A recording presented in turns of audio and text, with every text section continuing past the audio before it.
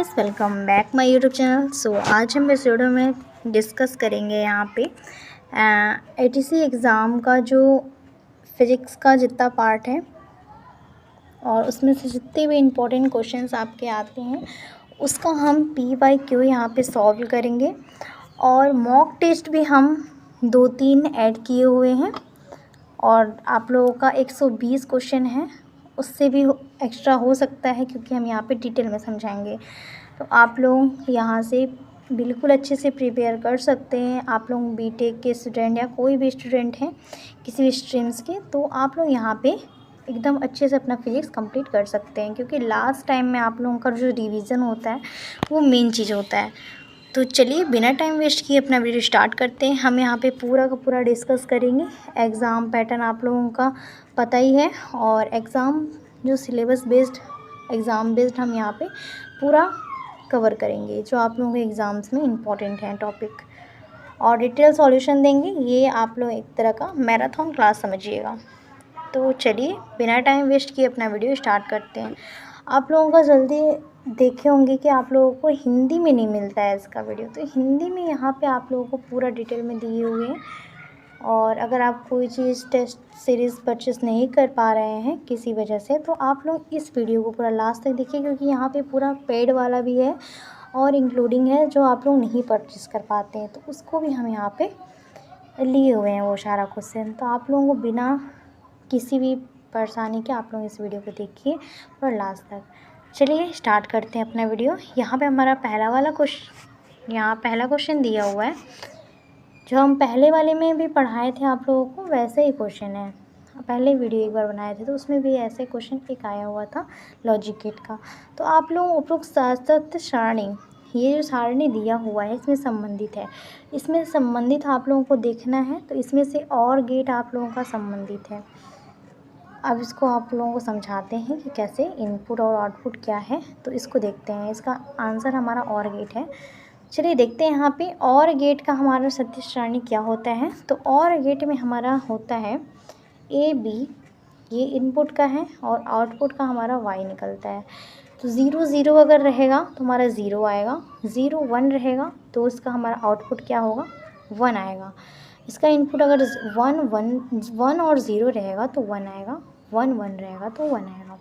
मतलब इसमें आप लोगों को ये देखना है कि बस 0 जहाँ दिया रहे, अगर वो और गेट है जिसमें 0 दिया रहे तो आप लोग वहाँ पे बस 0 लगाएंगे और कुछ नहीं, बाकी में आप लोगों का 1 ही रहेगा। आप लोगों को बस यही ध्यान देना है। और गेट में नैंड गेट है तो नैंड गेट में आप लोगों को क्या करना है, एंड गेट में आप लोगों को इनपुट में देखना है और आउटपुट में। इनपुट में आप लोगों को क्या देखना है, इसमें भी आप लोगों को बस जो 0 0 था वहाँ पे हमारा 0 लग रहा था और में। अब यहाँ पे हमारा क्या होगा, जहाँ आप लोगों का 1 1 है, ठीक, जहाँ आप लोगों का इनपुट में 1 1 है वहाँ पे आप लोगों का 1 हो जाएगा एंड गेट में। आप लोग इसको ध्यान से देखिएगा, ध्यान से समझिएगा क्योंकि बाकी में आप लोगों का 0 है, ठीक। और में हम क्या बताए हैं, और में हम बताए हैं 1 को, यहाँ पे 0 को देखना है 0 0, और यहाँ पे आप लोगों को एंड में देखना है 1, ठीक, 1 1 जो 1 होगा। और आप लोगों को हम यहाँ पे लॉजिकली बता रहे हैं, इसमें आप लोगों को ये नहीं बता रहे कि आप लोगों को ऐसे याद करना है, आप लोगों को लॉजिकली बता रहे हैं, समझा रहे हैं। इस वीडियो को आपको पूरा अच्छे से देखना है क्योंकि इसके बाद आप लोगों को दोबारा ना देखना हो कोई चीज़ के लिए, और गेट नैंड गेट के लिए, ठीक। नॉट गेट में हम क्या करेंगे, नॉट गेट में हमें बस 2 ही चीज़ देखना रहता है। यहाँ पे देखेंगे नॉट गेट में, इसका हम जस्ट अपोजिट कर देंगे। अगर A रहेगा और A बार रहेगा तो उसमें हम क्या करेंगे, इसमें हम 0 का 1 कर देंगे और 1 का 0। इसमें जस्ट उल्टा हो जाता है, ठीक, 1 का 0 हो जाएगा आउटपुट निकलेगा और 0 का 1 हो जाएगा। इसमें आप लोगों का उल्टा हो जाएगा। और नैंड गेट में क्या होता है, नैंड गेट आप लोगों का किससे रिलेटेड रहता है, नैंड गेट एंड गेट से होता है। तो आप लोग इसके नाम से देख सकते हैं, यहाँ पे एंड भी लगा हुआ है और एंड, बस ये नैंड गेट एंड गेट से बना होता है। क्योंकि यहाँ पे देखिए हम यहाँ पे 1 1 कर रहे थे तो 1 आ रहा था एंड गेट में, तो यहाँ पे हम क्या करेंगे 0 लगा देंगे, बस 0 हो जाएगा यहाँ पे, ठीक। बस इसको हम 0 ध्यान देंगे, बाकी 1 1 रहेगा, यहाँ पे बस 0 लगाना है। और उसमें क्या था, बाकी में 0 0 था, यहाँ पे 1 था, तो 1 का 1 और बाकी में 0 0 था। यहाँ पे आप लोगों को ध्यान देना है। पहला इसको अच्छे से पहले बता दें आप लोगों को, और गेट में क्या रहेगा आप लोगों का, यहाँ पे आप लोगों का और गेट में आप लोग करेंगे 0 0 का 0, ठीक। एंड गेट में क्या करेंगे 1 1 का 1, ठीक।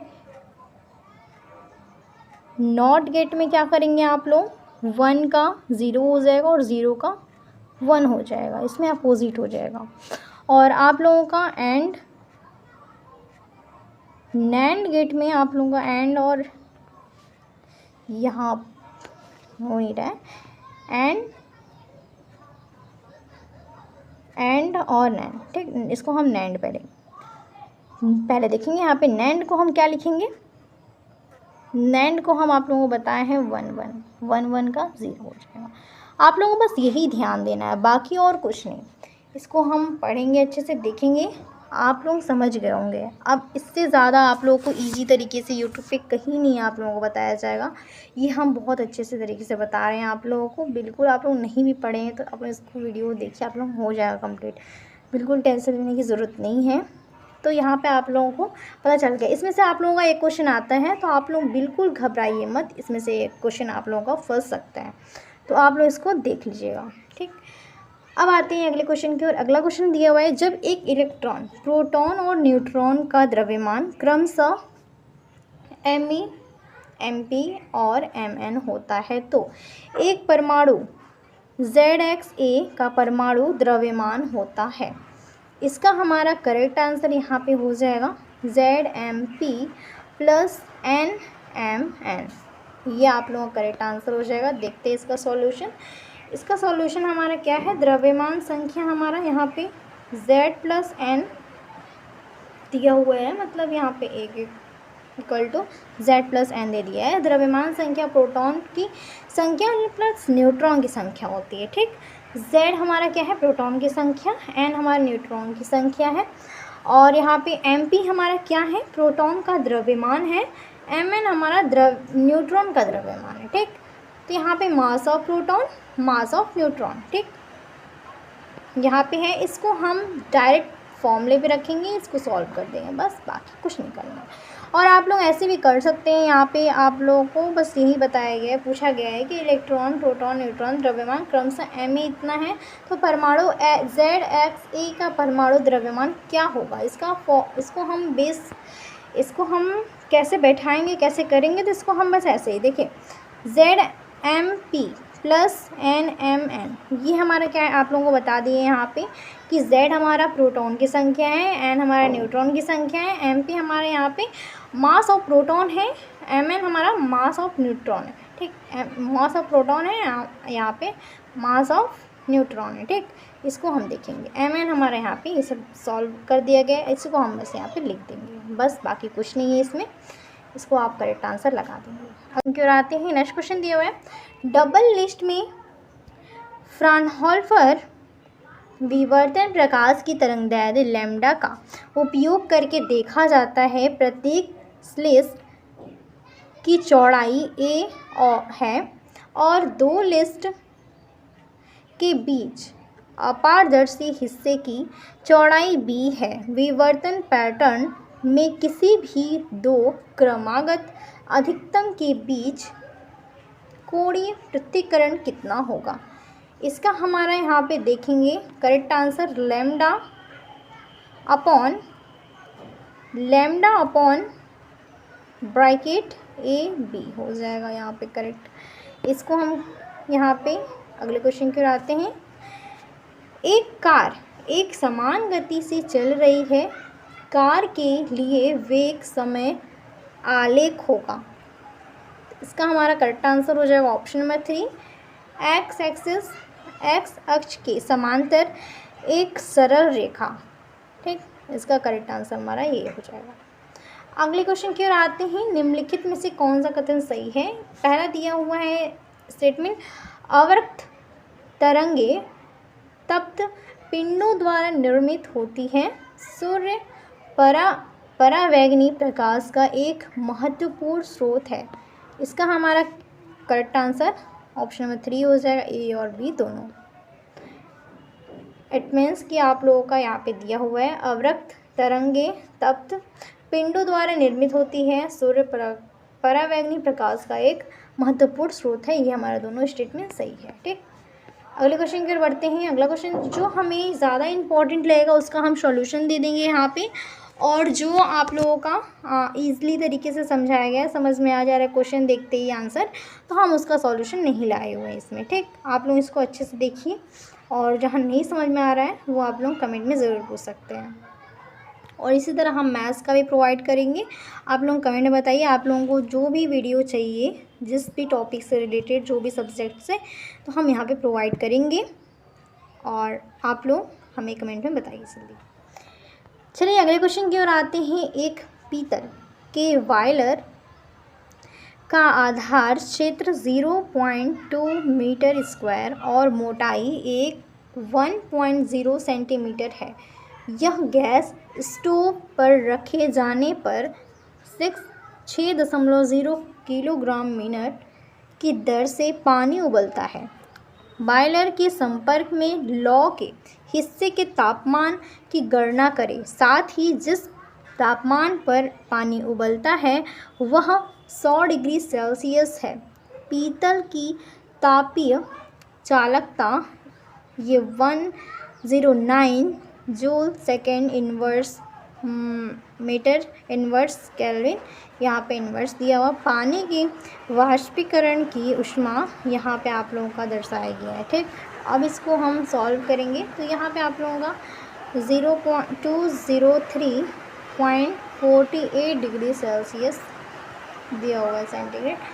अगला क्वेश्चन दिया हुआ है। एक पाइप में प्रवाहित होने वाले तरल के स्थिर दाब के माप के लिए दाब गेज के कार्य का सिद्धांत किस पर आधारित होता है? इसका हमारा करेक्ट आंसर हो जाएगा ऑप्शन नंबर 2, बर्नौली प्रमेय के सिद्धांत पर आधारित होता है। हमारा क्या चीज़ आधारित होता है? एक पाइप प्रवाहित होने वाले तरल स्थित दाब का माप हमारा कार्य जो करता है बर्नौली का प्रमेय पे कार्य करता है। करेक्ट आंसर हमारा ऑप्शन नंबर 2 हो जाएगा। अगले क्वेश्चन की ओर आते हैं। 20 किलोग्राम का एक गुटखा किसी क्षैतिज सतह पर रखा जाता है। गुटखे के पर क्षैतिज रूप से 50 न्यूटन का बल लगाया जाता है, लेकिन गुटखा बिल्कुल भी गति नहीं करता। गुटखे पर कार्य करने वाला घर्षण बल दिया गया है G बराबर 10 मीटर सेकेंड इनवर्स। इसका हमारा करेक्ट आंसर 50 न्यूटन हो जाएगा। और अगले क्वेश्चन की ओर आते हैं। अगला क्वेश्चन दिया हुआ है। ऐसी दो केशिकाएँ, ठीक, ऐसी दो केशिकाएँ पानी में एक एक करके खड़े हैं, जिसके व्यास क्रमशः 9.0 मिलीमीटर और 8.0 मिलीमीटर है। यदि पानी पहली कोशिका में 4.5 मिलीमीटर की ऊंचाई तक उठता है तो दूसरी कोशिका में पानी की ऊंचाई क्या होगी? अनुमानित मान का चयन कीजिए। करेक्ट आंसर हमारा ऑप्शन नंबर 4 हो जाएगा, 5.06 × 10⁻³ मीटर। अगले क्वेश्चन की आते हैं। Y और Z दो आंशिक रूप से परावर्तित कांच की चादरें हैं जो हवा में एक दूसरे से पृथक हैं। सफ़ेद प्रकाश सामान्य रूप से Y पर पड़ता है। Z से निकलने वाले प्रकाश का विश्लेषण स्पेक्ट्रोमीटर द्वारा किया जाता है। स्पेक्ट्रोमीटर में तरंग दैर्ध्य पर एक अदीप्त बैंड देखा जाता है। दूरी किसके बराबर होनी चाहिए? तो हमारा यहाँ पे करेक्ट आंसर हो जाएगा n+1/2 ब्रैकेट क्लोज λ/2। ये हमारा इसके बराबर होना चाहिए इसका दूरी। ठीक, अगले क्वेश्चन कराते हैं, विस्थापन धारा की अवधारणा को किसके द्वारा प्रस्तावित किया जाता है? तो इसका हमारा करेक्ट आंसर हो जाएगा ऑप्शन नंबर 4 मैक्सवेल। ठीक, इसका हम सॉल्यूशन में देख लेते हैं। विस्थापन धारा की अवधारणा मैक्सवेल द्वारा प्रस्तावित की गई थी। ठीक, विस्थापन धारा ID, धारा को हम I से रिप्रेजेंट करते हैं और D हमारा क्या है? डिस्प्लेसमेंट। यह वह धारा है जो चालन धारा के अतिरिक्त अस्तित्व के में आती है जब भी विद्युत धारा और विद्युत अभिवाह समय के साथ परिवर्तित होता है। एम्पीयर के नियम का संशोधन करने के लिए मैक्सवेल ने समरूपता के तर्क का पालन किया। फैराडे के नियम से एक परिवर्तित होने वाला चुंबकीय क्षेत्र विद्युतीय क्षेत्र को प्रेरित करता है, इसलिए परिवर्तित होने वाले विद्युतीय क्षेत्र को चुंबकीय क्षेत्र के प्रेरित करना चाहिए, क्योंकि धाराएं चुंबकीय क्षेत्र का सामान्य स्रोत हैं। एक परिवर्तित होने वाले विद्युतीय क्षेत्र को धारा के साथ संबंधित होना चाहिए। मैक्सवेल ने उस धारा को विस्थापन धारा कहा। आयामी स्थिरता को बनाए रखने के लिए यहाँ पे विस्थापन धारा को एम्पीयर के नियम से जोड़ा गया। ठीक, यहाँ पे हमारा विस्थापन धारा का दे दिया है, तो आप लोग इसको देख लीजिए। और जहाँ हमारा एप्सिलॉन नॉट जो यहाँ पे दिया हुआ है d phi A/dt विस्थापन धारा है। ठीक, यहाँ पे जो दिया हुआ है। और एक क्वेश्चन क्यों आते हैं, चुंबकीय क्षेत्र में एक अनुचुंबकीय पदार्थ रखने पर पदार्थ के अंदर चुंबकीय अभिवाह घनत्व भी संभावना है। ठीक, बढ़ने का संभावना है। यहाँ पे correct answer option number A हो जाएगा। अगले क्वेश्चन क्यों आते हैं, इसका अगर सॉल्यूशन देख लेते हैं। हाँ, सॉल्यूशन इसका दिया हुआ है, अनुचुंबकीय पदार्थ वे हैं जो चुंबकीय क्षेत्र की दिशाएं में यहाँ पे दिशा कमजोर चुंबकीकरण का विकास करते हैं। ठीक, ऐसे पदार्थ चुंबक द्वारा मजबूत रूप से आकर्षित होते हैं और चुंबकीय क्षेत्र के कमज़ोर से मजबूत हिस्सों में चले जाते हैं। चुंबकीय संवेदनशीलता छोटी और धनात्मक है, यानी 0 x1।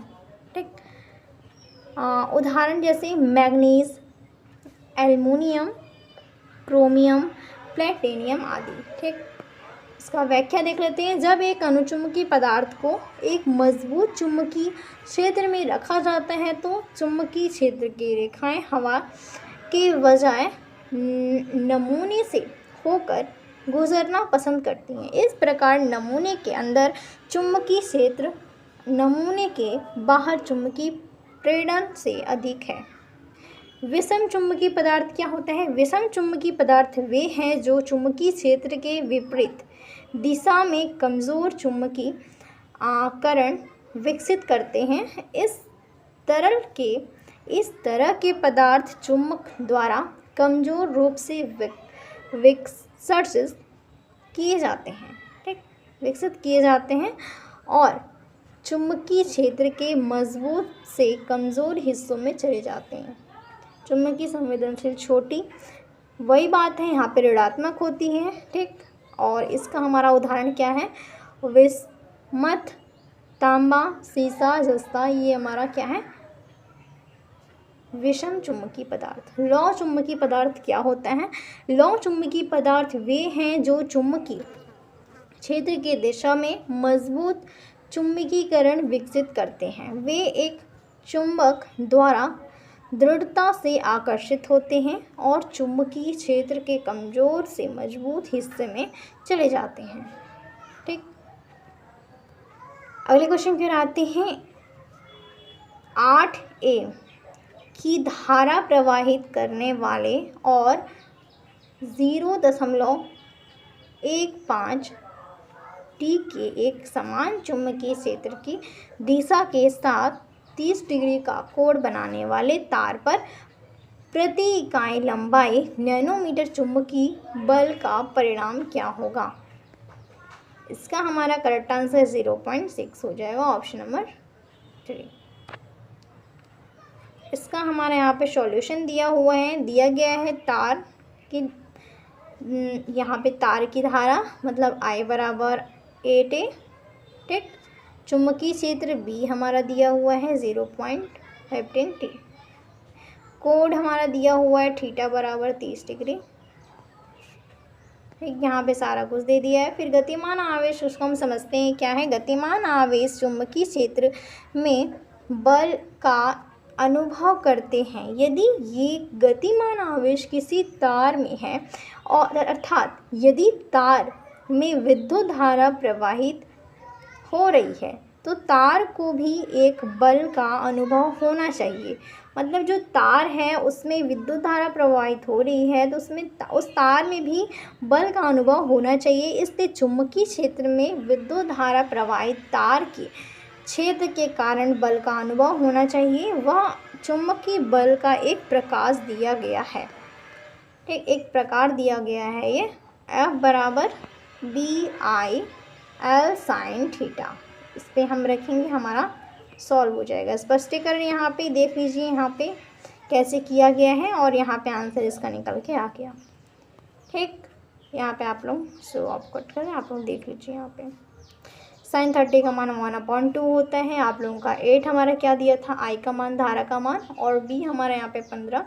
यहाँ पे पुटअप कर देंगे सारा वैल्यू और 0.6 मीटर आ जाएगा। और यहाँ पे हम लिख लेंगे अपना विकल्प 3, 0.6 हो जाएगा मीटर, ठीक।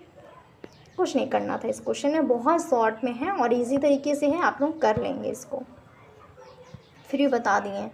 चलिए अगले क्वेश्चन की ओर बढ़ते हैं। यदि तांबे के चालक से 18.2 एम्पीयर प्रति सेकंड की धारा प्रवाहित होती है और इलेक्ट्रॉनों का औसत संघट्ट काल 0.25 μs है तो तांबे के चालक की चालकता का मान है। करेक्ट आंसर 0.18 इंटू 10⁻⁶ महो मीटर हो जाएगा।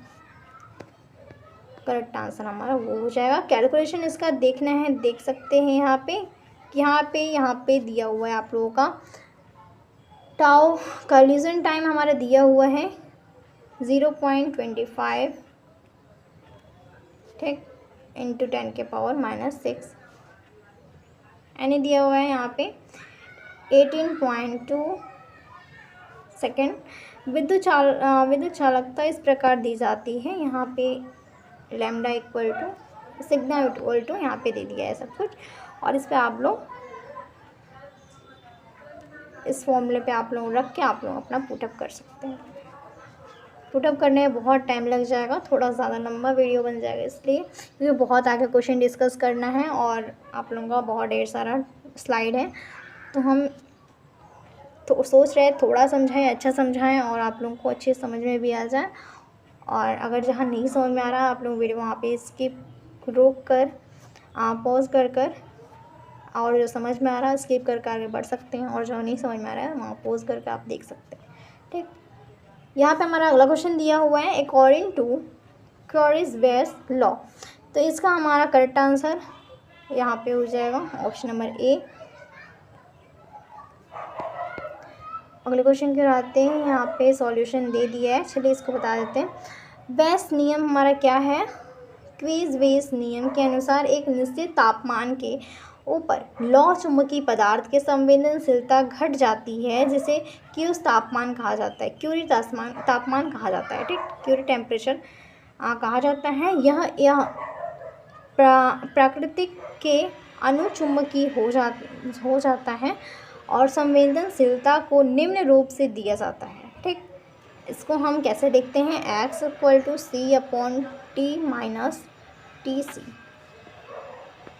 हमारे यहाँ पे c कांस्टेंट है, स्थिरांक है, Tc हमारा क्यूरी तापमान है, टेम्परेचर ऑफ क्यूरी, और यहाँ पे हमारा T टेम्परेचर है, तापमान है, ठीक। अगले बढ़ते हैं। अब आगे हमारा दिया हुआ है क्वेश्चन, एक हीलियम नियॉन लेज़र, आप लोग इसको पढ़े होंगे, BSc में भी पढ़े हैं आप लोग और इसको 12th में भी पढ़े हैं, ठीक। हीलियम नियॉन लेज़र 632.8 नैनोमीटर तरंगदैर्ध्य का और 0.5 मेगावाट शक्ति का लाल प्रकाश उत्सर्जित करता है। प्रत्येक सेकंड में कितने फोटॉन उत्सर्जित होते हैं? करेक्ट आंसर हमारा इसका करेक्ट आंसर हो जाएगा ऑप्शन नंबर 4, यहाँ पे 1.6 × 10⁻15 हो जाएगा।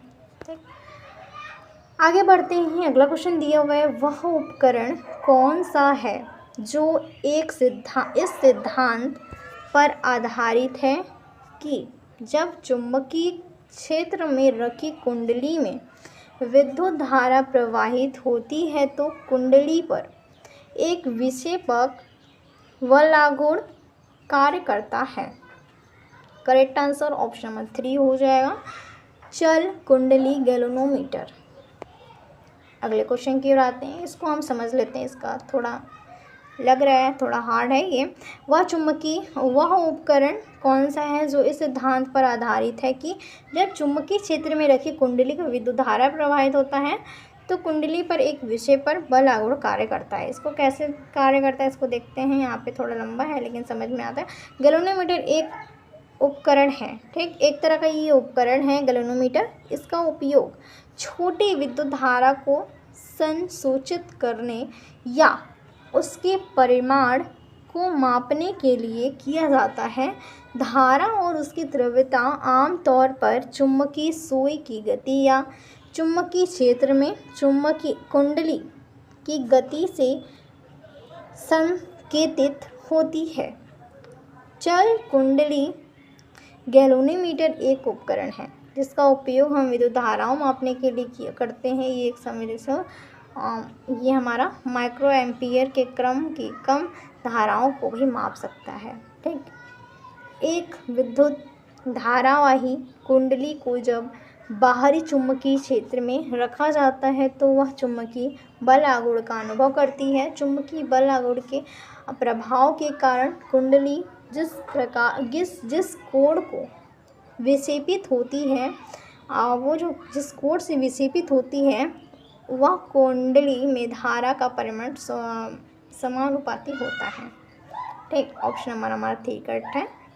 चल कुंडली गैल्वेनोमीटर हमारा यहाँ पे करेक्ट हो जाएगा। अगले क्वेश्चन की ओर बढ़ते हैं। अगला क्वेश्चन हमारा यहाँ पे दिया हुआ है, एक्स किरणों को डैश द्वारा विक्षेपित किया जा सकता है। यहाँ पे हमारा करेक्ट आंसर क्षेत्रों में से कोई नहीं, क्षेत्रों में से हमारा कोई नहीं, मतलब आप लोगों का यहाँ पे एक्स किरणों को यहाँ पे क्या पूछा है, विक्षेपित किया जा सकता है। इसमें से कोई भी नहीं हम विक्षेपित कर सकते हैं। मतलब यहाँ पे जितना क्षेत्र दिया है विद्युत क्षेत्र, चुंबकीय क्षेत्र, विद्युत चुंबकीय क्षेत्र, इसमें से हम किसी को भी विक्षेपित नहीं कर सकते। इसका सॉल्यूशन देखते हैं। इलेक्ट्रॉनों और चुंबकीय क्षेत्रों द्वारा एक्स किरणों को विक्षेपित नहीं किया जा सकता है क्योंकि एक्स किरणें आवेशित नहीं ले जाते हैं, आवेश नहीं ले जाते हैं ये, और वे विद्युत चुंबकीय विकिरण है जिसलिए इलेक्ट्रॉनिक या किसी भी चुंबकीय क्षेत्र द्वारा विक्षेपित नहीं किया जाता। इसका थोड़ा सॉल्यूशन थोड़ा लंबा है, देख लेते हैं इसको। एक्स किरणें 0.1 एंगस्ट्रॉम से 100 एंगस्ट्रॉम तक की तरंगदैर्घ्य के साथ एक विद्युत चुंबकीय तरंग को एक्स किरणें कहा जाता है। ठीक, ये हमारा क्या है, 1895 में W.C. रांटकन द्वारा एक्स किरणों की खोज की गई थी। इसके बाद उन्हें 1901 में नोबेल पुरस्कार से सम्मानित किया गया था, जो विकल्प 4 सही है। इन्होंने नए अज्ञात प्रकार के विकिरण एक्स के किरणों के नाम दिए। आप लोग ये समझ लीजिए कि जितने भी क्षेत्र हैं उसको एक्स किरण उसको प्रभावित नहीं करता है। ठीक, बाकी ये सब आप लोगों का है, इसको आप लोग पढ़ लीजिएगा।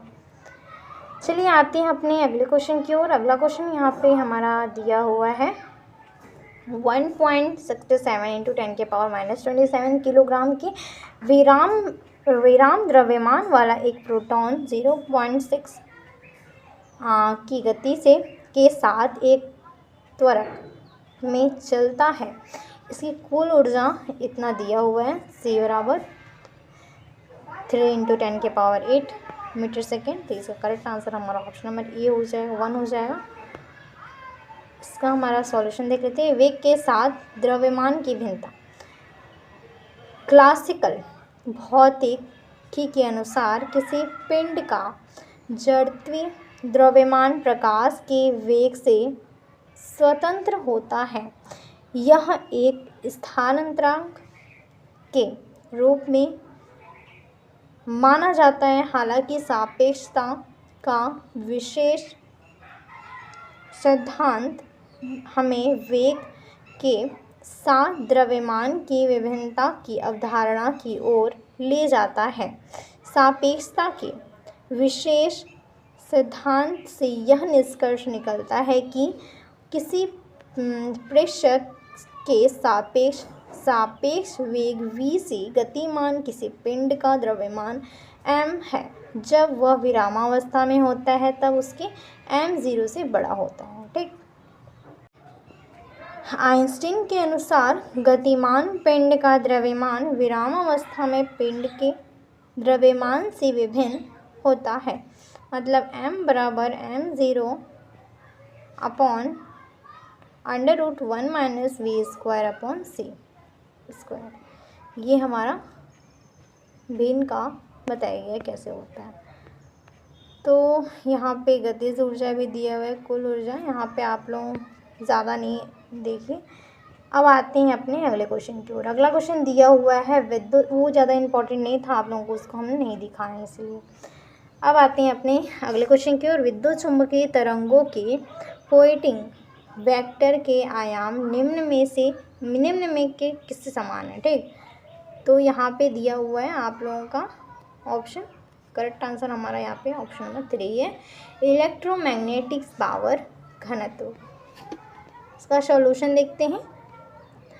पॉइंटिंग वेक्टर हमारा इसमें कहा गया है कि किसी भी बिंदु पर विद्युत क्षेत्र वेक्टर E और चुंबकीय क्षेत्र वेक्टर H का क्रॉस उत्पाद उस बिंदु पर यहाँ पे प्रति इकाई क्षेत्र विद्युत चुम्बकीय ऊर्जा के प्रवाह की दर का माप है। अर्थात वेक्टर S बराबर vector E into vector H। S equal to Poynting vector. ठीक। E हमारा क्या है, विद्युत क्षेत्र है, और H हमारा क्या है, चुंबकीय क्षेत्र है। ठीक। पॉइंटिंग वेक्टर प्रति इकाई यहाँ पे होता है। आयाम समान यहाँ पे हम देखेंगे, अर्थात m1 l-1 t-2। m हमारा द्रव्यमान, l हमारा लंबाई, t हमारा समय। ये भी में सूत्र दिया हुआ है, आप लोग इससे परिचित होंगे। चलिए अगले क्वेश्चन की ओर आते हैं। अगला हमारा क्वेश्चन दिया हुआ है, जब एक लौह चुंबकीय पदार्थ को क्यूरी तापमान से ऊपर गर्म किया जाता है तो यह बन जाता है, यह अनुचुंबकीय पदार्थ बन जाता है। हम तीनों पॉइंट अभी आप लोगों को समझाए हैं, आप लोग उसको देखिए या फिर आप लोगों को बता रहे हैं। जब लौह चुंबकीय पदार्थ को क्यूरी तापमान से परे गर्म किया जाता है, मतलब उसके ऊपर गर्म किया जाता है, तो अनुचुंबकीय पदार्थ में बदल जाता है। ठीक। जब हम उसको लौह चुंबकीय को गर्म करते हैं क्यूरी तापमान पे, तो हम क्या होता है, हमें क्या मिलता है, अनुचुंबकीय पदार्थ में वो बदल जाता है, क्योंकि लौह चुंबकीय डोमेन यादृच्छिक बन जाते हैं। नहीं, क्यूरी तापमान हमारा क्या है, क्यूरी तापमान वह तापमान होता है जिस पर किसी पदार्थ के चुंबकीय गुण बदल जाते हैं। जब तापमान क्यूरी तापमान से अधिक होता है तो लौह चुंबकीय पदार्थ अनुचुंबकीय पदार्थ बन जाता है। यहाँ x के रूप में चुंबकीय संवेदनशीलता नाम T टेम्परेचर बना है, आप यहाँ पे देख सकते हैं क्यूरी टेम्परेचर। लौह चुंबकीय बता चुके हैं, लेकिन फिर बता दे रहे हैं, लौह चुंबकत्व चुंबकीय डोमेन की उपस्थिति में होता है जो चुंबकीय पदार्थों में समान दिशा में संरेखित होते हैं। लौह चुंबकीय पदार्थों को कुछ समय सामान्य उदाहरण लोहा, निकेल, कोबाल्ट, धात्विक मिश्रण आदि धातु जैसे होते हैं। ठीक। प्रतिचुम्बकी क्या होता है? प्रतिलौ चुम्बकी आप लोगों को भी नहीं बताएं। प्रतिलौ चुम्बकी आप लोग देख लीजिए। प्रतिलौ चुम्बकी डोमेन की उपस्थिति में होता है जो चुम्बकीय पदार्थों में विपरीत दिशा में रैखिक होते हैं। इन विपरीत चुम्बकीय डोमेन में बराबर चुम्बकीय आघूर्ण होता है जो रद्द हो जाते हैं। चुम्बकीय के क्योंकि विपरीत दिशाओं में होते हैं ये चुम्बक के, और ये हमारा यह पदार्थों के कुल आघूर्ण को शून्य कर देता है। इस प्रकार के पदार्थ को अनुप्रतिलौ चुम्बकी के रूप में जाना जाता है। ठीक, अब आते हैं यहाँ पे आप लोगों को बताया भी गया है कि स्थायी द्विध्रुव प्रतिवेश द्विध्रुव के बीच आकर्षण। ठीक, ये सारा कुछ आप लोगों को दिया हुआ है, आप लोग इसको स्क्रीनशॉट ले सकते हैं, इसको आप लोग पढ़ लीजिएगा। अगले क्वेश्चन की ओर आते हैं। अगला क्वेश्चन हमारा यहाँ पे दिया हुआ है।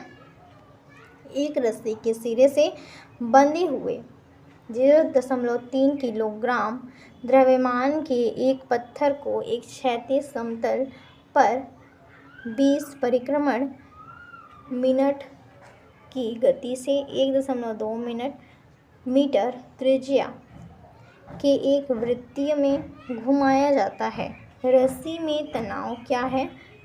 यदि रस्सी 100 न्यूटन से अधिकतम है तो तनाव को झेल सकती है, तो वह अधिकतम गति क्या है जिस पर पत्थर को चारों ओर घुमाया जा सकता है? इसका हमारा करेक्ट आंसर पहले देख लेते हैं क्या है। करेक्ट आंसर 4 है, 1.57 न्यूटन 20 मीटर प्रति सेकेंड है। ठीक, इसको हम समझते हैं क्या इसमें पूछा गया। जब कोई पिंड वृत्तीय गति करता है तो इस पर 2 बल कार्य करते हैं। जब कोई पिंड जो वृत्तीय गति करता है उस पर 2 बल हमारे कार्य करते हैं। कौन कौन से? अभिकेंद्र बल और अपकेंद्र बल। अभिकेंद्र बल क्या होता है? किसी पिंड के वृत्तीय गति में विद्यमान रहने के लिए अभिष्ट बल है। यह बल वस्तु के वेग की दिशा को बदलता है। और ये जो हमारा विकेंद्र बल है ये वस्तु की दिशा को बदलता जाता है। ठीक, अपकेंद्रीय बल क्या होता है? वृत्तीय गति में एक क्षण बल है जो त्रिज्या के अनुदिश कार्य करता है और वृत्त केंद्र के दूरी निर्देशित होता है। ठीक, यहाँ पे दिया हुआ है F बराबर mr ओमेगा स्क्वायर, जहाँ V equal to R into omega. गणना हमारा दिया हुआ है, यहाँ पे देख लीजिए। सॉल्यूशन दिया गया है m बराबर 3 किलोग्राम, R हमारा 1.2 मीटर, V हमारा क्या है 20 परिक्रमण मिनट। तो यहाँ पे इस पर हम सॉल्व करेंगे। रखने के बाद आंसर हमारा यहाँ पे 1.57 न्यूटन आ जाएगा। ठीक, अब आते हैं अगले क्वेश्चन की ओर। अगला क्वेश्चन हमारे यहाँ पे दिया हुआ है। नीचे दी गई आकृति 0.6 द्रव्यमान गेंद को 2 दीवारों के बीच 2 सेंटीमीटर की दूरी से अलग करते हुए दिखाती है। गेंद हर 2 सेकंड में एक समान वेग से दीवारों के बीच रिबाउंड करती है। प्रत्येक आवेग का परिमाण ज्ञात कीजिए। ठीक, इसका हमारा आंसर है 120 इंटू 10⁻⁻4 किलोग्राम मीटर प्रति सेकेंड। अगले क्वेश्चन की ओर आते हैं। अगला क्वेश्चन हमारा यहाँ पे दिया हुआ है। ये भी आप लोगों का वही चीज़ है, इसी क्वेश्चन को रिपीट कर दिया गया है, इसको हम समझ लेते हैं। आवेग से समय के संबंध में बल के समाकलित घटक के रूप में परिभाषित किया गया है। यह एक सदिश राशि है। इसे समय के संबंध में रैखिक संवेग p में परिवर्तन के रूप में भी परिभाषित किया गया है। करेक्ट आंसर यहाँ पे J equal to F into dt बराबर डेल्टा P। ठीक, इसके हुए फ्रेस्नेल की द्वि प्रिज्म प्रयोग के में यदि स्लिट के बीच की दूरी क्रमशः बढ़ जाती है तो प्राप्त व्यक्तिकरण फ्रिंज पैटर्न में फ्रिंज चौड़ाई, इसका हमारा करेक्ट आंसर घटेगी। इसकी चौड़ाई क्या होगी? घटेगी। करेक्ट आंसर हमारा ऑप्शन नंबर ए है। इसको समझ लेते हैं। फ्रेनेल द्विप्रिज्म क्या होता है? यह बहुत छोटे कोण पर दो आधार वाले पतले प्रिज्म को जोड़कर प्रकाश व्यक्तिकरण उत्पन्न करने का एक प्रकाशीय उपकरण है। ठीक, जब द्विप्रिज्म के सामने एक वर्णी प्रकाश के स्रोत रखा जाता है तो दो संगत आभासी स्रोत उत्पन्न होते हैं। सीमित क्षेत्र में द्विप्रिज्म के पीछे व्यक्तिकरण फ्रिंज उत्पन्न होते हैं और नेत्रक की मदद से देख सकते हैं। फ्रिंज चौड़ाई की गणना सरल गणनाओं के साथ की जा सकती है। यहाँ पे आप देख सकते हैं। ठीक, स्लाइड रखा हुआ है और बाइप्रिज्म यहाँ पे हमारा सेंट्रल ब्राइट है और स्क्रीन हमारा यहाँ पे आईपीएस यहाँ से देख सकते हैं। ठीक, यहाँ पे बन जाएगा स्लाइड। इसकी चौड़ाई हमारी क्या है? क्या लिखते हैं? Lambda D upon lambda capital D upon small D. ठीक, अब आते हैं अगले प्रश्न की ओर। निरोधी विभव बनाम आवृत्ति के बीच के ग्राफ के लिए वाई एक्सिस की अवरोधन हमें देगा। क्या देगा हमें? तो यहाँ पे प्राकृतिक इकाइयों में धातु का कार्यफलन, ये हमारा क्या है? अवरोधी देगा। इसको हम समझ लेते हैं। निरोधी विभव को धातु की सतह से इलेक्ट्रॉनों के उत्सर्जन को रोकने के लिए अभिष्ट विभव के रूप में परिभाषित किया जाता है। जब विद्युत धातु की कार्यफलन से अधिक ऊर्जा की एक आपतित पुंज को निर्देशित किया जाता है। यदि Vs निरोधी विभव हो तो EVS = HV-phi किसी धातु के एक इलेक्ट्रॉनों को बाहर निकालने के लिए आवश्यक न्यूनतम ऊर्जा की धातु कार्यफलन कहा जाता है। ठीक, कार्यफलन बराबर, यहाँ हमारा कार्यफलन phi बराबर HVO। ठीक, जहाँ VO दहलीज आवृत्ति है। y एक्सिस का अंतखंड y निर्देशांक होता है जहाँ सीधी रेखा x अक्ष को काटता है। जब हम एक रेखा के समीकरण लिखते हैं तो y बराबर mx + c, जहाँ m प्रणता और c y अंतरखंड है। ठीक, यहाँ पे आप लोग देख सकते हैं। अब आते हैं अपने अगले प्रश्न की ओर। अगला प्रश्न दिया हुआ है। द्रव्यमान 5 किलोग्राम वाली एक वस्तु किसी घर्षणहीन क्षैतिज मेज पर 12 मीटर प्रति सेकंड के स्थिर वेग के साथ फिसलते हैं। ठीक, तो समान वेग के साथ वस्तु को गतिमान करने के लिए आवश्यक बल क्या है? तो हमारे यहाँ पे करेक्ट आंसर 0 न्यूटन हो जाएगा। इसको देख लेते हैं कैसे। न्यूटन की गति के पहले नियम से हम जानते हैं कि एक समान गतिमान वस्तु तब तक गतिमान रहेगा जब तक हम उस पर कोई बाहबल न लागू करें। ठीक, जहाँ हमारी अपनी स्थिति के लिए द्रव्यमान 5 किलो वाली है। ठीक, एक वस्तु घर्षणहीन क्षैतिज क्षेत्र मेज पर है। ठीक, स्थित है। वेग जब फिसलती है तो उस पर कोई बाहबल वस्तु पर लागू नहीं होता है। ठीक, इसलिए किसी बल की आवश्यकता समान वेग के साथ वस्तु के गतिमान रखने के लिए नहीं होती है। न्यूटन, इसका हमारा 0 न्यूटन हो जाएगा। करेक्ट आंसर हमारा ऑप्शन वही होगा। उस सतह को क्षैतिज और घर्षणहीन होना चाहिए। जिस पर वस्तु गतिमान होती है, अन्यथा घर्षण और गुरुत्वाकर्षण बल की भूमिका में आएगी। यदि हमें वस्तु की गति और गतिमान दिशा को परिवर्तित करने की आवश्यकता होती है तो हमें कुछ बाह्य बल लागू करने की आवश्यकता है। ठीक, अगले क्वेश्चन की ओर बढ़ते हैं। अगला क्वेश्चन आप देख सकते हैं, एक समान गति में गतिमान वस्तु का स्थितिक समय आलेख होता है। करेक्ट आंसर ऑप्शन 1 डी हो जाएगा। समय अक्ष के साथ 45 डिग्री के कोण पर मूल बिंदु से होकर गुजरने वाली सरल रेखा। करेक्ट आंसर हमारा ऑप्शन में डी ही होगा। अब इसको समझ लेते हैं क्या यहाँ पे है। एक समान गति के लिए स्थिति समय आलेख। एक समान गति में किसी वस्तु की स्थिति समय के सापेक्ष का एक नियत दर से बदलती है, इसलिए वस्तु का वेग नियत रहता है। स्थिति समय आलेख के में एक समान गति को एक सरल रेखा द्वारा दर्शाया जाता है।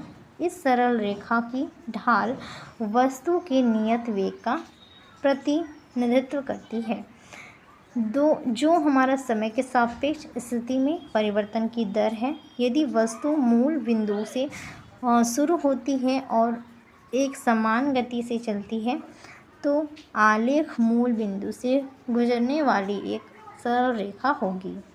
ठीक, अब आते हैं अगले क्वेश्चन की ओर। एक वस्तु अवतल दर्पण की वक्रता केंद्र से परे उसके अक्ष पर किसी बिंदु पर रखी जाती है। दर्पण द्वारा उसका प्रतिबिंब बनता है। इसको आपको हम डिटेल में समझाएंगे और इसका पहले देख लेते हैं आंसर। वास्तविक और उल्टा बनेगा क्योंकि ये प्रतिबिंब के परे बनाया जा रहा है, उसके ऊपर केंद्र, वक्रता केंद्र के परे बनाया जा रहा है। ठीक, उसको देख लेते हैं। अवतल दर्पण का वह दर्पण होता है जो बीज के अंदर की ओर वक्रित होता है। अवतल दर्पण से प्रतिबिंब बनता है। पहला हम देख लेते हैं, जब वस्तु इन्फिनाइट पर स्थित हो तो यहाँ पे देखिए, तब बनने वाला प्रतिबिंब वास्तविक उल्टा फोकस पर अत्यधिक छोटा होता है। जब यहाँ पे देख सकते हैं, यहाँ पे डी है। ठीक, वस्तु हमारा जब इन्फिनाइट पे होता है तो हमारा वस्तु हमारा छोटा, उल्टा और अत्यधिक छोटा बनता है। ठीक, दूसरा हमारा क्या दिया हुआ है, जब वस्तु सी वक्रता केंद्र पर ठीक होती है, केंद्र पर होती है, तब प्रतिबिंब सी और एफ के बीच वास्तविक उल्टा और छोटा बनता है। सी और एफ के बीच यहाँ पे देख सकते हैं एकदम छोटा बनता है और उल्टा बनता है। ये हमारा उल्टा वाला जैसा है, ये ऊपर का हमारा सीधा है। ठीक, तो ये उल्टा बन रहा है और छोटा बन रहा है। और यहाँ पे देखते हैं तीसरा कंडीशन क्या है, जब वस्तु सी प्रवेश पर होता है तब बनने वाला प्रतिबिंब वास्तविक उल्टा और सी के केंद्र पर समान आकार का होता है। मतलब जब ये छोटा होता है, ठीक, जब हमारा यहाँ देख सकते हैं वस्तु के आकार का होता है। ठीक, बहुत बड़ा है वस्तु के आकार का, और ये कहाँ रखा गया है, प्रवेश पर होता है। ठीक, जब यहाँ से जब प्रवेश करता है लाइट, तब यहीं पे तो आप देख सकते हैं यहाँ पे फोकस होके यहाँ पे वहीं टकराता है और इसका जो बीम बन रहा है वस्तु के बराबर बन रहा है। ठीक, अगला हमारा दिया हुआ है कि कंडीशन, जब वस्तु से प्रवेश और फोकस पर होती है तब बनने वाली प्रतिबिंब वास्तविक उल्टा सी के आगे अवधित होगी। ठीक, वास्तविक होगी, उल्टा होगी और सी के आगे होगी। जो हमारा बीच का मिडल होगा, यहाँ से आप लोग देख सकते हैं। अगला टर्म दिया हुआ है, जब वस्तु फोकस पर होती है तब बनने वाला प्रतिबिंब अनंत वस्तु से उल्टा और अत्यधिक आवर्धित होता है। यहाँ पे देख सकते हैं अनंत बिंदु पर कहीं भी बन सकता है। ठीक, कहीं भी जा सकता है। और यहाँ पे आप देख सकते हैं और छठवां कंडीशन दिया है, जब वस्तु F फोकस और P ध्रुव मतलब पोल ठीक पर होती है तो बनने वाला प्रतिबिंब हवा से सीधा और दर्पण के पीछे अवधित होती है। ठीक, मतलब यहाँ पे आपको दिखेगा प्रतिबिंब के पीछे। हाँ, तो 6 टर्म्स यहाँ पे हम देख चुके, यहाँ 6 यहाँ पे एक साथ हम यहाँ पे स्लाइड में लगा दिए हैं। आप लोग इसका स्क्रीनशॉट ले सकते हैं और इसको आप लोग अच्छे से रिवाइज करके पढ़ सकते हैं। चलिए आते हैं अपने अगले क्वेश्चन की ओर। विरामावसात द्रव्यमान 9.11 इंटू 10⁻³ किलोग्राम का वाला एक इलेक्ट्रॉन 0.8 कूलम्ब की गति के साथ चलता है, तो गतिज ऊर्जा क्या होगी? तो गतिज ऊर्जा 5.47 इंटू 10⁻14 जूल। ठीक, इसको देख लेते हैं। वेग के साथ द्रव्यमान की भिन्नता, इसको समझने की ज़रूरत नहीं है आप लोग, बस इसको मेन वाला चीज़ देख लीजिए। इसका m बराबर m0 होता है अपॉन में, ये आप लोगों को बता चुके हैं तो दोबारा नहीं बताने की ज़रूरत है, आप लोगों को अभी बताएं हैं, क्वेश्चन रिपीटेड हुआ है। चलिए आते हैं अपने अगले क्वेश्चन की ओर। अगला क्वेश्चन दिया है 15% चीनी के विलयन वाली 20 सेंटीमीटर लंबी नलिका प्रकाश के ध्रुवीकरण के तल को 21 डिग्री घुमाती है, तो चीनी के विलयन की विशिष्ट ध्रुवण घूर्णन है। करेक्ट आंसर इसका हमारा ऑप्शन नंबर 2 हो जाएगा 70 डिग्री। 70 डिग्री कैसे हुआ है? एक घूर्णनमापी में एक प्रकाश स्रोत, 2 ध्रुवीकरण प्रिज्म या फिल्टर होते हैं, 2 ध्रुवक के बीच एक तरल कोशिका के एक नेत्रिका और विलयन के पास प्रकाश के कोणीय घूर्णन को मापने के लिए एक प्रोटेक्टर कोण मापक होता है। ठीक, यहाँ पे आप लोग देख सकते हैं। तो यही चीज़ें इसको मापने के बाद यहाँ पे फॉर्मूले पे पुटअप करेंगे, मतलब A बराबर थीटा अपॉन L और C, इस पे रखेंगे, आप लोगों का आंसर आ जाएगा। ठीक,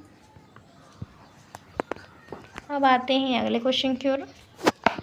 एकल लिस्ट विवर्तन पैटर्न में प्रमुख उच्च षष्ठ की तीव्रता I0 है। स्टील चौड़ाई दोगुनी करने की पर इसकी तीव्रता कितनी होगी? तो इसकी तीव्रता हमारी L0 हो जाएगी। यहाँ पे देख सकते हैं प्रकाश की विवर्तन या बंकन की घटना, जिसमें एक सुसंगत स्रोत की प्रकाश स्वयं के साथ विकिरण करता है तो स्क्रीन पर एक विशिष्ट पैटर्न उत्पन्न करता है, इसे विवर्तन पैटर्न कहा जाता है। एकल स्टील विवर्तन में जो प्रकाश एकल स्टील से होकर गुजरता है तो वह प्रकाश की तरंगदैर्ध्य की कोटि पर होता है। स्क्रीन पर विवर्तन पैटर्न लिस्ट से दूरी D पर होगा। यहाँ पे आप लोग देख सकते हैं इसकी दूरी। अब आते हैं अपने अगले प्रश्न की ओर। इस पर ज़्यादा टाइम वेस्ट करना बेकार है, क्योंकि उसके नीचे का इम्पॉर्टेंट नहीं था, जो इम्पोर्टेंट था आप लोगों को बता दिए। चलिए आते हैं अपने अगले क्वेश्चन की ओर। 2 कुंडलियाँ A तथा B एक दूसरे की समांतर व्यवस्थित है। जब कुंडली B में धारा 20 एंगस्ट्रॉम से S की दर से बढ़ती है और कुंडली A में प्रारंभिक धारा 0 होती है, तो कुंडली A में प्रेरित विद्युत वाहक पर 100 वोल्ट होता है, जो 2 कुंडली का पारस्परिक प्रेरकत्व कितना होगा? करेक्ट आंसर ऑप्शन नंबर 4 हो जाएगा 5 है। इसको समझ लेते हैं। जब दो कुंडली को एक दूसरे के समीप लाया जाता है तो उसमें एक कुंडली का चुंबकीय क्षेत्र दूसरे के साथ जुड़ जाता है। ठीक, इसका ये चुंबकीय क्षेत्र है एक दूसरे से जुड़ जाता है और फिर इसके परिणाम स्वरूप दूसरी कुंडली में वोल्टेज उत्पन्न होता है। एक कुंडली का यह गुण है जो द्वितीयक कुंडली में धारा और वोल्टेज को प्रवाहित या परिवर्तित करता है, अन्योन्य प्रेरण कराता है। ठीक, बहुत इजी है ये, इसमें कुछ नहीं करना था, इसको बस बताना था। अगला क्वेश्चन दिया हुआ है, हाइड्रोजन परमाणु की मात्रा यांत्रिकी मॉडल की आवश्यकता तब तक होती है यदि प्रमुख क्वांटम संख्या 4 है, तो अलग अलग स्वीकृत कक्षीय संख्याओं की संख्या क्या होगी। कक्षीय संख्याओं की संख्या हमारे यहाँ पे क्या होगी, तो हमारी 4 संख्याएं होंगी। करेक्ट आंसर 4 हो जाएगा। अब बढ़ते हैं आगे जल्दी जल्दी, क्योंकि यहाँ पे हमारे पास टाइम बहुत कम है और क्वेश्चन ज़्यादा हैं, तो हम यहाँ पे जल्दी जल्दी क्वेश्चन देख लेते हैं। फिर अगला जो वीडियो आएगा उसमें हम नेक्स्ट लाएंगे। अगर आप लोग चाहेंगे तो फिजिक्स का चलेगा क्लास, या फिर रीजनिंग वगैरह, या जो आप लोग बोलेंगे उससे रिलेटेड हम यहाँ पे क्लास लाएंगे। ठीक, और कितना ये इसका टाइम होना चाहिए वो भी आप लोगों को हम बता देंगे हमारे यूट्यूब चैनल पे। यदि विद्युत, चलिए देखते हैं, यदि विद्युत चुम्बकीय क्षेत्र के आयाम क्रमशः 2.4 × 10⁻², यहाँ पे न्यूटन कूलम्ब माइनस यहाँ पे इन्वर्स है, और 4 × 10⁻³ टेम्परेचर यहाँ पे T है। किसी माध्यम में विद्युत चुम्बकीय तरंग की गति का गणना कीजिए। यहाँ पे आप लोगों को गति का गणना करना है, तो करेक्ट आंसर हमारा ऑप्शन नंबर 1 हो जाएगा, 0.6 × 10⁵। ठीक, अब चलिए आगे आते हैं अपने अगले क्वेश्चन की ओर। अगला क्वेश्चन यहाँ पे दिया हुआ है, एक ट्रेन 36 किलोमीटर प्रति घंटा की गति से 10 मीटर त्रिज्या के गैरवैन वृत्ताकार ट्रैक के साथ चलती है। ट्रेन का द्रव्यमान 10⁶ किलोग्राम है। रेल को खराब होने से बचाने के लिए बैंकिंग के लिए किस कोण की आवश्यकता होती है।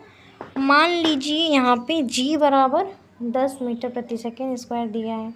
ठीक, तो 45 डिग्री हो गया यहाँ पे करेक्ट आंसर। इसको समझ लेते हैं।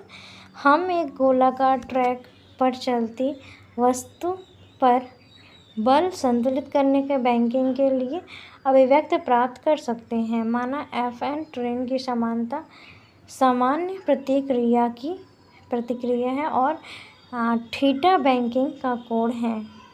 ठीक, यहाँ पे देख सकते हैं आप लोग, और यहाँ पे हम इस फॉर्मूले का यूज़ करेंगे, हमारे यहाँ पे सॉल्व होके आते हैं अगले क्वेश्चन की ओर। निम्नलिखित में से कौन सा घटना प्रकाश तरंगों की अनुपस्थिति प्रकृति को स्थापित करती है।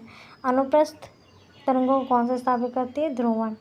Correct answer option number A हो जाएगा 1, ध्रुवण।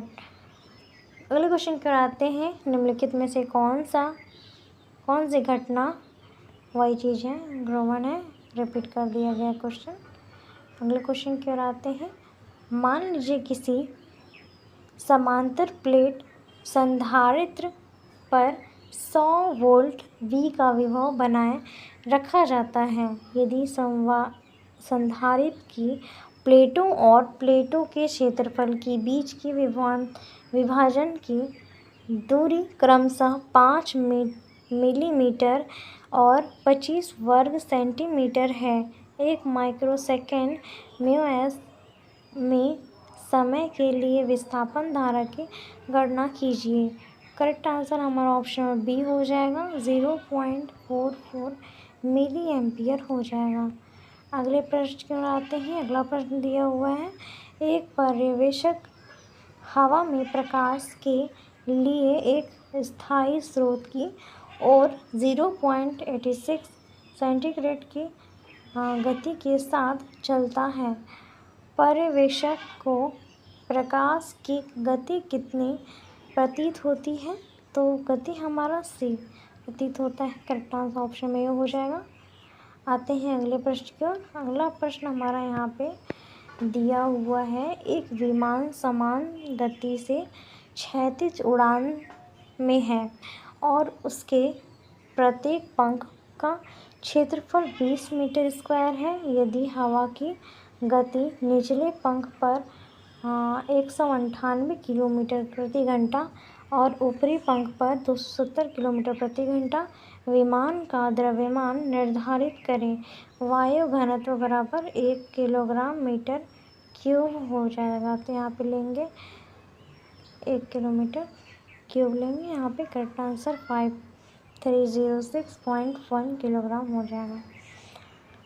अब यहाँ पे इसका सॉल्यूशन दिया हुआ है, बहुत लंबा सॉल्यूशन है, आप लोग इसको देख लीजिएगा। अगला क्वेश्चन दिया हुआ है यहाँ पे, न्यूटन के रिंग प्रयोग में तरंग दैर्ध्य लैम्ब्डा के प्रकाश और आर वक्रता त्रिज्या के एक लेंस का उपयोग करके किया जाता है। पांचवें चमकीले वलय की त्रिज्या दूसरे चमकीले वलय की त्रिज्या का n गुना है, तब n कितना है? करेक्ट आंसर हो जाएगा √3। करेक्ट आंसर ऑप्शन में बी हो जाएगा, √2। यहाँ पे अगले क्वेश्चन की ओर आते हैं। अगला क्वेश्चन हमारे यहाँ पे दिया हुआ है, आप लोगों को दिखाते हैं। वे अनुदैर्ध्य तरंगे जिनकी आवृत्तियाँ 20 हर्ट्ज से कम होती हैं वो हमारा क्या होता है? वो हमारा अपश्रव्य तरंगे होती हैं। इसका हम समझ लेते हैं क्योंकि ये इम्पोर्टेंट है, आप लोग एग्ज़ाम पूछते हैं। इसका पॉइंट दिया हुआ है। पहला, ध्वनि तरंगे अनुप्रस्थ अनुदैर्ध्य यांत्रिक तरंगे हैं और आवृत्ति को तरंग चक्रों की संख्या प्रति सेकंड के रूप में परिभाषित किया जा सकता है। ध्वनि तरंगों का वह प्रकाश जिसका आवृत्तियाँ मानव श्रवण के श्रवणीय सीमा से कम होती है उस अपश्रव्य तरंग कहा जाता है।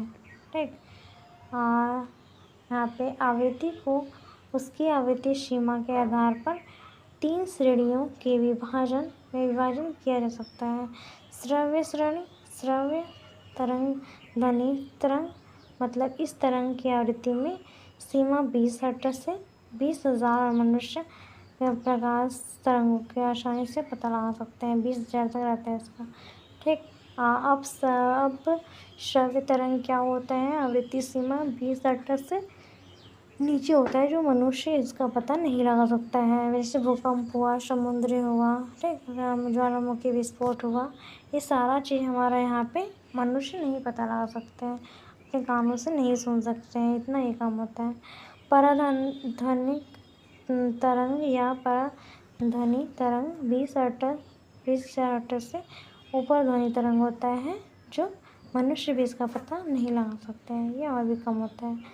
जो हमारा डॉगी होता है, कुत्ता, वो हर चीज़ का पता लगा लेता है, चाहे कितना भी दूर है, कितना भी पास हो। ठीक, अब अगले प्रश्न की ओर आते हैं। अगला प्रश्न हमारे यहाँ पे दिया हुआ, निम्नलिखित में से कौन सा समीकरण ऊर्जा E के एक फोटोन के संवेग P से सही ढंग से दर्शाया गया? तो E और C। ठीक, E/C हमारा करेक्ट आंसर हो जाएगा। अगले क्वेश्चन की ओर आते हैं। एक त्वरित विद्युत आवेश डैश उत्पन्न करता है। तो विद्युत आवेश हमारा क्या उत्पन्न करता है? विद्युत और चुंबकीय क्षेत्र दोनों उत्पन्न करता है। ठीक, ये सब समझाने की जरूरत नहीं है, आप लोग पढ़ चुके हैं। अगला क्वेश्चन कराते हैं। एक प्रकाश की व्यक्तिकरण प्रयोगात्मक सेटअप में देखने गए न्यूटन के छल्ले वलय डैश बिंदुओं के स्थान है। करेक्ट आंसर हो जाएगा ऑप्शन नंबर बी, केवल समान मोटाई। ठीक, अगले क्वेश्चन की ओर पढ़ते हैं। अगला क्वेश्चन हमारा दिया हुआ है यहाँ पे, तारों में ऊर्जा का स्रोत क्या है? तारों में ऊर्जा का स्रोत हमारा है परमाणु संलयन अभिक्रिया। करेक्ट आंसर ऑप्शन 4 है। अगले क्वेश्चन की ओर आते हैं। अगला क्वेश्चन हमारा यहाँ पे दिया हुआ है, तटस्थ अवस्था 1 हाइड्रोजन 1 परमाणु के को 1 पॉजिटिव आयन में परिवर्तित करने के लिए आवश्यक न्यूनतम ऊर्जा क्या होगी? तो 13.6 eV हो जाएगा इलेक्ट्रॉन वोल्ट। अगले क्वेश्चन क्या आते हैं? टंगस्टन स्टील मिश्र धातु का या क्रोमियम इस्पात मिश्र धातु जैसे कठोर चुंबकीय सामग्री को का निर्माण करने में उपयोग किया जा सकता है। तो correct answer option number B हो जाएगा, स्थायी चुंबकीय। अगले क्वेश्चन की ओर आते हैं। अगला हमारा क्वेश्चन यहाँ पे दिया हुआ है। क्रिस्टल की आंतरिक परमाणु संरचना की जांच करने के लिए हम डैश का उपयोग कर सकते हैं। तो हम किसका? एक्स किरणों का उपयोग कर सकते हैं। तो यहाँ पे हम देख लेते हैं इसका सॉल्यूशन। ये लास्ट क्वेश्चन का है। एक्स किरणें गैसों को आयनित करते हैं जिसके माध्यम से वे गुजरती हैं। इसलिए परमाणु संरचना का अध्ययन करने के लिए उपयोग किया जाता है। नर्म एक्स किरण के अधिक तरंगदैर्ध्य और उसकी आवृत्ति होती है। कठोर एक्स किरण निम्न तरंगदैर्ध्य और उसकी उच्च आवृत्ति होती है। विद्युत और चुंबकीय क्षेत्र द्वारा एक्स किरणों को विक्षेपित नहीं किया जा सकता है। एक्स किरण प्रकाश किरणों के सभी महत्वपूर्ण गुणधर्मों जैसे परावर्तन, अपवर्तन, व्यक्तीकरण, विवर्तन और ध्रुवीकरण इसलिए इत्यादि दिखते हैं। एक्स किरणों की खोज वैज्ञानिक रो एंट्रेज ने की थी। ठीक। और सो गाइस, मेरी आज की ये वीडियो आप लोगों को अगर पसंद आई होगी तो ज़रूर लाइक करिएगा और बहुत मेहनत लगा है ये वीडियो बनाने में और ज़्यादा शेयर करिएगा। ये बहुत लॉन्ग वीडियो बन गया है और बीच में हम ब्रेक भी नहीं लिए हैं यहाँ, तो आप लोग देख सकते हैं। और आप लोगों को जिससे रिलेटेड वीडियो चाहिए हम यहाँ पे प्रोवाइड कर देंगे। आप लोग हमें कमेंट में ज़रूर बताइएगा और जो लास्ट तक वीडियो पूरा देखा है वो लास्ट में थंब ज़रूर भेजिएगा। Thank you for watching. मिलते हैं अगले वीडियो में।